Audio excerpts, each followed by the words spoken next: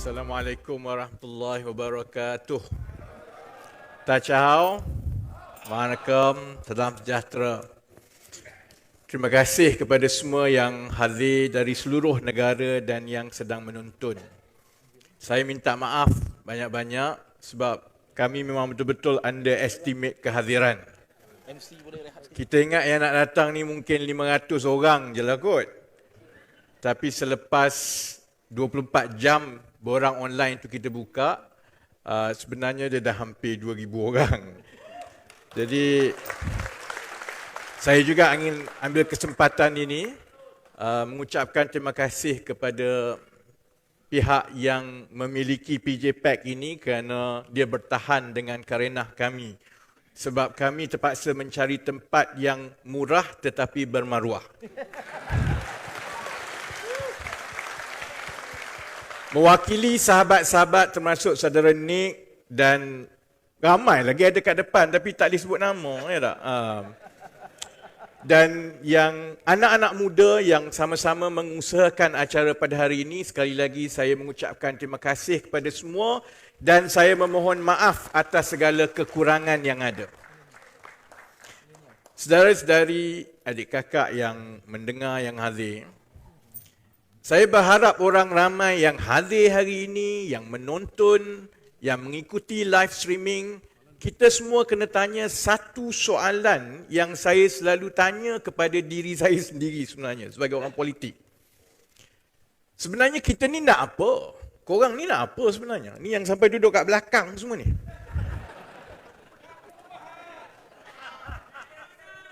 Tak cukup ke? Tak cukup ke apa yang kita ada sekarang ini? Sebab saya tahu yang mengikuti kami, yang kita sama-sama daripada tahun 98 dulu, sampailah ke hari ini, kebanyakan kita ini sebenarnya ada hidup yang boleh kata memadai lah. Kita tak kaya, tapi kita tak adalah miskin sangat. Kalau kita rasa hidup kita sekarang susah sebenarnya, kalau kita banding dengan orang lain, ramai je lagi yang lagi susah daripada kita. Sebahagian besar dari kita, saya boleh kata hampir 95% daripada yang ada dalam dewan hari ini, semua ni tak berniat untuk jadi calon atau memegang jawatan awam. Saya ingat kalau kita tawarkan jadi ketua kampung pun korang tak nak. Sebab kalau diberi pilihan, sebenarnya kita memang selesa dengan kehidupan kita yang ada setakat ini. Jadi kenapa yang korang susah-susah ni? Ni kenapa yang nak bersesak-sesak dalam dewan sampai duduk depan semua ni? Sampai kita orang kena marah dengan tuan punya sebab kenapa ramai sangat datang? Dah lah kena bersesak-sesak. Lepas tu ada yang datang daripada Sabah, daripada Sarawak, daripada Perlis.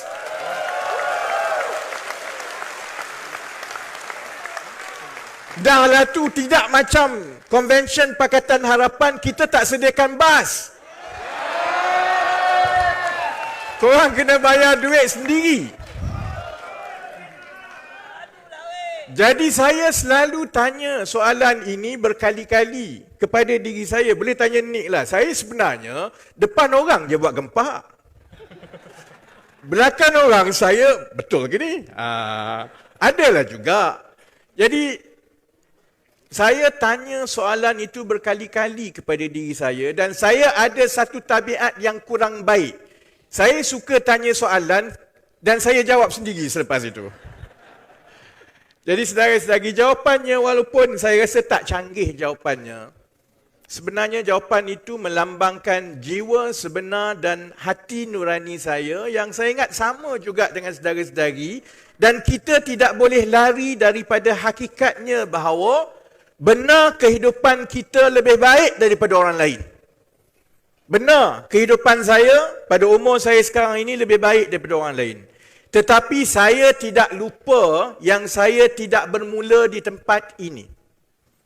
Saya bermula seperti banyak keluarga lain, terutamanya yang muda-muda yang kita dengar tadi. yang tiap-tiap hari terhimpit dengan masalah, terutamanya masalah tekanan kewangan. Kita orang susah. Cuma saya berbanding dengan banyak rakan lain generasi saya bernasib baik, dan generasi saya berbanding dengan yang muda-muda sekarang, saya rasa generasi saya lebih bernasib baik. Jadi kami membesar dengan diasuh oleh ibu bapa kami bahawa kalau kamu kerja kuat, jujur dan tidak menipu, kalau kita belajar rajin-rajin, nanti besar insya-Allah hidup kamu lebih baik daripada ibu bapa kamu. Dan kamulah harapan untuk menjaga ibu bapa, adik-adik bila kamu dah tua nanti. Saya membesar di dalam generasi yang masih menaruh harapan yang besar bahawa masyarakat kita menawarkan mobilisasi sosial. Kita boleh bermula sebagai orang susah, tapi kalau kita kerja kuat, insya-Allah hidup kita akan senang. Work hard and honesty will pay off. Saya diajar, do to others what you want others do unto you. You reap what you sow. Itu semua perkara-perkara mudah yang mak ayah kita yang tak habis belajar tinggi semua ajar kita, dan dalam masyarakat generasi lalu kita boleh sampai ke peringkat yang kita ada sekarang.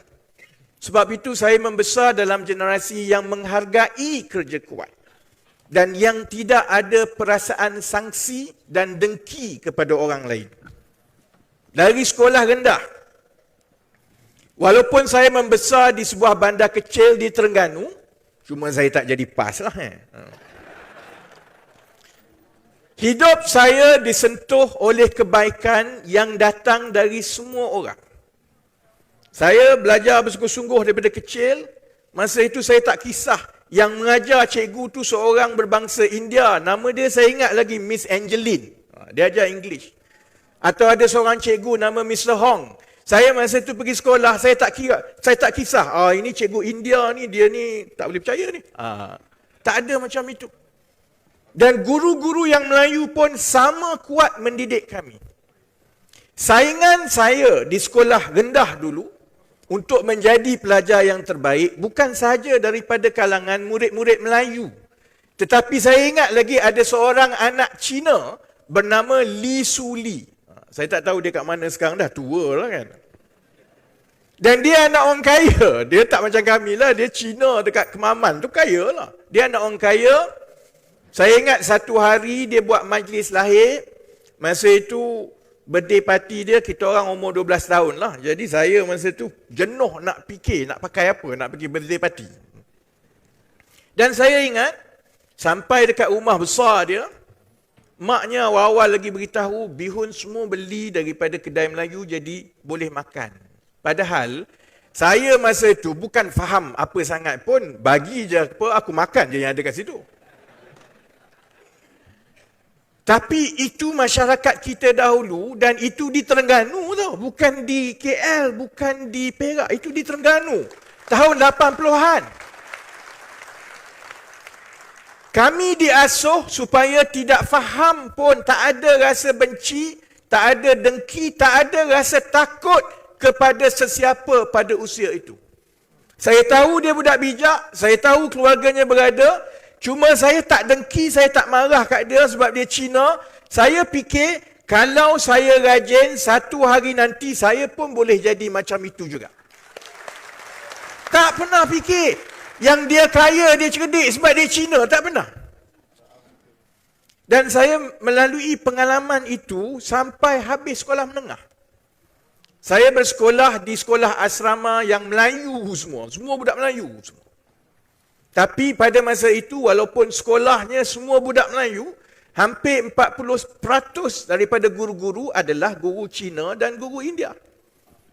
Dan saya tengok sepanjang saya 5 tahun duduk dekat sekolah itu, tak pernah pun cikgu yang Cina, yang India ini berkira sebab saya budak Melayu.